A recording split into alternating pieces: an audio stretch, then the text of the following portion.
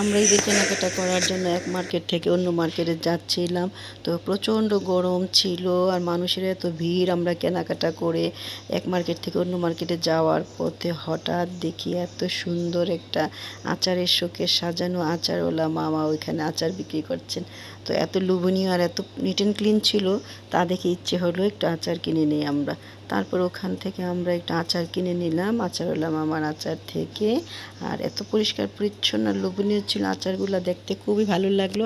আর আমরা একটু ভিডিও করে নিলাম আচার মামার শোকেসটা। মামা তখন একটু সাইডে যেয়ে দাঁড়িয়েছিলেন, আপনারা ভিডিও করেন। আর আমরা ওইখানে বুয়া মধ্যে আছে আচার কিনে নেওয়ার জন্য, তা আমরা আচার কিনে নিয়ে আসলাম। তো সবাই ভালো থাকবেন, সুস্থ থাকবেন, আল্লাহ হাফেজ।